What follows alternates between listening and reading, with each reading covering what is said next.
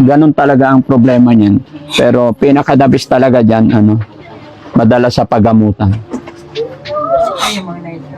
Minor pa lang yung niya kasi sa binat lang Wala naman silang lahing ganun. Yung kuya. Maraming koto? Oo, maraming kuto dito. Oo, pati kayo nahawa na. Maraming kuto, oo. Pinugaran na, tsaka nagkawawa yung ulo niya. Siyempre, alam mo yung pagkain ng kuto, kakagat lang ng kakagat. Handa ka. Tapos sama ka sa amin, dalhin kita sa paggamutan. Gagaling pa to pag nadala to sa paggamutan? Problema, yung kaya mo mga siguro. Sila. Minsan lumalaban po. Lumalaban po. Oo, hindi nyo na kaya. Siyempre, mahina na kayo. Sino yun? Wala siguro. Ha? Wala, nahihilo. Nahihilo ka? Siguro. Meron? May manggupit? Pwede? Saan po? Dito ka. Lisa, dito ka. Lipat ka dito. Lipat ka dito. Yan. Sige. O, behave ka lang, ha? Sige, nahihilo ako. Hindi, dito ka lang. Dito. Pag ko ka, oy. Ay, po. Pagupitan da ka nga rin. Nay, upo ka dito, Nay. Upo ka po. Sige lang, tapi lang ka, Nay. Elisa, sama ka sa amin, papagupitan Sige. kita, ha? Sama kita ngayon Mamaya, dun sa labila siguro. para para maayos kasi yung buhok mo, Matigas na matigas na. Ayaw kasing paliguan. Hindi, Nay, papayag yan sa parlor muna. Papagupitan namin. Oo, kapag gusto niya balunggi. Okay lang. Oo. Magiging hawaan yan. Tapos papalitan namin ng damit. After niyang mapagupitan sa kapaliguan. Lisa, apir tayo. Sige. Ayan, oh. Friend ko na siya eh. Sige. Friend tayo, ha? Sige. Sasama ka sa amin. Sige. Pagkatapos mong magupitan, mabihisan, saka bibigyan kita ng budget mo para may pambili kayo pagkain dito. Siguro. Ha? Siguro. Sabi mo wala kayong pera. Sige. Pag minsan. Ha? Kasi nahihilo ako. Nahihilo. Siguro. May malapit na pagupitan ba dito, Sam? Saan yung palengke dito?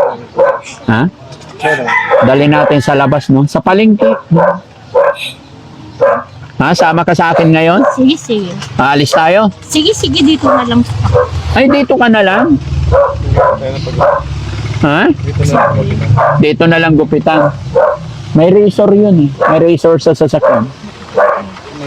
Oo. Nasa silong na upuan ko. Ha? Tutulungan ka namin. Tapos, Sige. Mati siya.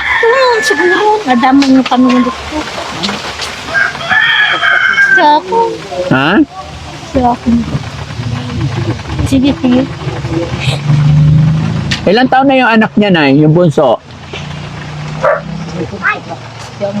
Hindi, yung anak niya na bunso, ilang taon na? Ay, 5 na ata yun. 5 o mag-aanim na yun. Oh, so 6 na taon na siyang ganito. Problema ng pekay pa. 6 na yun. Mag-6 na taon na rin siyang ganito. 6 na taon na rin yung hair niyang ganyan. Kung minsan balong, yung anak niyang lalaki, mapapaliguan kung binibiro niya, gusto rin mag-kuhan, maligo. Oo. Kapag ayaw maligo, wala.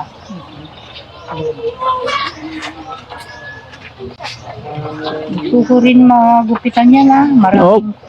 Maraming kuto, oo. Pinugaran na, tsaka nagkawawa yung ulo niya. Siyempre, alam mo yung pagkain ng kuto, kakagat lang ng kakagat. Diba? Lisa, gupitan natin para matanggal yung mga alaga, ha? Gumanda ka. Oo. Gaganda ka. Tapos sama ka sa amin, dalhin kita sa paggamutan. Nay, gagaling pa to pag nadala to sa paggamutan. Aguri. Magno-normal pa yan. Gusto ko rin Siyempre, gusto ko rin gagaling para yung mga anak na maalagaan niya. Alagaan na. Opo. Hindi naman Kasi, Nay, tanong ko lang, Nay, sa mga, wag niyo pong mamasamayin, sa mga pamilya niyo, may mga ganito pa bang kaso? Wala naman. wala naman kuwan. Oo. Hindi naman nagaganyan yung mga anak ko. Social lang. So, ibig sabihin, sa panganganak lang talaga. Oo. Kaya malaki ang tsansa na nagagaling pa si Lisa. Oo. Kaya kung ipagkakatiwala nyo po sa amin, may mga napagaling na po kami, may mga natulungan na po kami. Gusto nyo rin. Oo, kapag papayag si Lisa, di makisamin nyo. Nay, sa pasyenteng ganito, kung tatanungin mo, hindi talaga papayag yan. Kasi wala silang alam. Kailangan natin silang pilitin, may kaunting pagpipilit na magaganap dyan. Ang importante, alam ninyo po. Oo. Wag po kayong mag-alala, Nay, at tatry namin yung makakaya ni Daddy Frankie para matulungan siya para sa mga anak niya. Yun, Kasi kung ganun lang ang case niya talaga, nasa panganganak lang, madali pang gumaling ito. ayun yan. Kaya kailangan, magsisimula tayo, Nay, magsisimula ang lahat, pakainin, paliguan, palinisin. Kailangan, para mabilis ang kanyang paggaling, Yan din ang sinasabi ko sa mo. Gusto mo, gugul-gulamin kita ng lubos mo. No? Ayaw naman sa akin. Pwede naman pingan. Gusto ko magupit yung lubos niya. gusto mo. Sige. Pwede naman. Gupitan natin, ha? Maganda Sige, yung buhok tsaka niya. pinalang. Maganda. Para magupit ka, gaganda ka. Oo.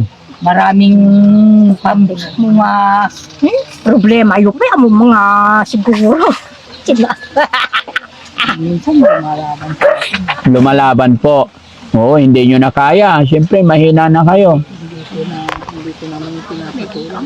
Lisa, naalala mo pa ba yung mga anak mo? Pangalan ng mga anak mo? Sige. Kasi, nakikita mo ako. Ha? Sige lang. Ilan ang anak mo? 5. 5. Anong pangalan ng anak mo? Ay, hindi ko alam, nakalimutan ko na. Ay, yung asawa mo, pangalan niya? Sige. Kasal ba sila ng asawa niya, Nay? So, kailangan magpaalam din pala kami sa asawa niya. Sige. Mamayang hapon tayo. Oo. Kailangan, sana papayag. Kasi hindi rin kami pwedeng magsimula. May karapatan pa rin yung asawa niya. Kailangan makasama namin pala pagdalin sa paggamutan asawa niya. Para makikita niya. Nasa bukid eh. Parang hindi naman umuwi ng tanghali yun. Oo. Hindi mo uwi ng tanghali? Hapon talaga uwi. Pero pwede naman tawagan siguro.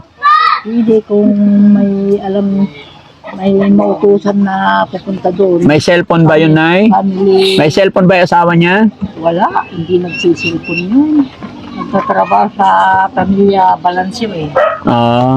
Doon. Siya yung nag-aalaga sa mga anak nila.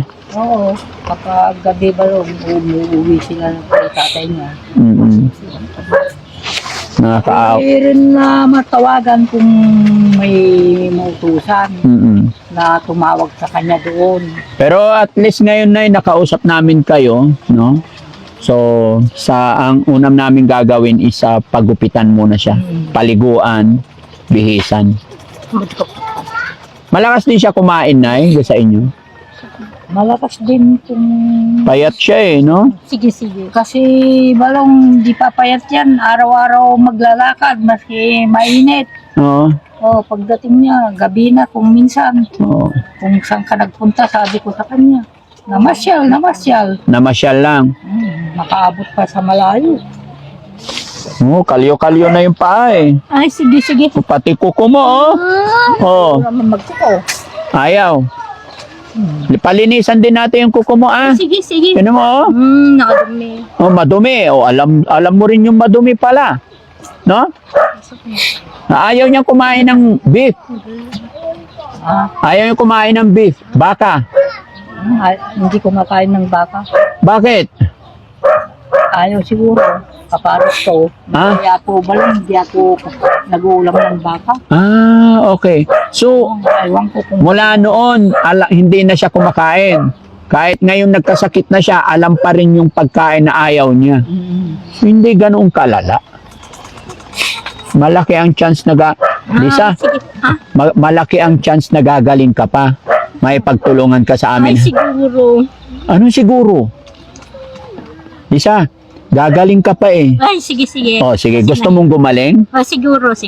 Hindi wag siguro, kailan sigurado. Ay, sigurado. Oo, sasama ka sa amin para daling kita sa paggamutan. Oh, sige, pag minsan na lang. Hindi minsan. Oh, sige, kasi nahihilo ako.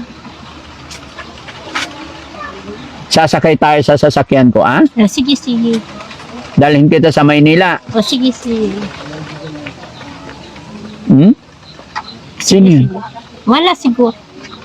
Ha? Wala, nahihilo. Nahihilo ka. Siguro. Meron? May manggupit? Pwede? Saan po? Dito ka. Lisa, dito ka. Lipat ka dito. Lipat ka dito. Yan. Sige. Oh, behave ka lang, ha? Sige, nahihilo ako. Hindi, dito ka lang. Dito. pag ko ka, oy. Ay, po. Pagkupitan da ka nga ro, dapat pumanaw ka nga eh. Tumakbo na. Hindi ba na yun? Ha? Ikaw nang magsabi, Mars, para ano? Ibagbagat mo. Ibagbagat, Mars. Saan na siya? Nagtago sa loob? Sa loob ng bahay. Ito po. Lisa! Halika, dito ka. Usap tayo, dali. Halika. Dali lang. Halika, dali. Paggupit tayo. Halika. Sandali lang. Halika. Ako nga, kuya. Bakit? Nahihilo ako pag minsan na lang. Hindi, upo lang. Para maginhawaan ka. Halika. Dito lang. Dito kita gupitan? Hindi na. Sige. Pag minsan. Ngay. Kasi kayo na lang. Para bigyan kita ng pera mo pagkatapos. Sige. Nagadong Ganito na lang. nga kwarta. Sige. Tignan mo, daming kuto nalaglag, oh. Oo, sige na. Marami. Halika, dali. Saglit lang, sandali lang. Sige na. Sige. Sige na, sandali lang. Halika. Sige. Pag minsan na lang kasi nahilo. Hindi, mawawala yung hilo pag Hindi, nahihilo mga tao lang ako. nahihilo ka. Ha? Dito na lang, paakyatin ko yung manggugupit. Hindi. Sige na lang. Pag minsan na lang. Ngayon, ha? Kaawa. Ha? Kasi nahihilo ako. Saglit lang, halika, dali. Sige. Pag minsan na lang, sabi ko na nga eh. Oo naman. Nahihilo ako dyan lang. Saglit lang. Bago ka dyan. Dapat yung asawa, ano? Yung asawa kasama. Asawa tsaka anak. Tsaka ano. Alam nyo, wala kasing alam to mga kababayan eh. Ganon talaga ang problema niyan. Pero pinakadabis talaga dyan, ano, madala sa paggamutan. Minor pa lang yung ano niya eh, kasi sa binat lang eh. Wala naman silang lahing ganun. Yung kuya. Maraming koto. Oh, maraming kuto dito. Oh. Oo, pati kayo nahawa na.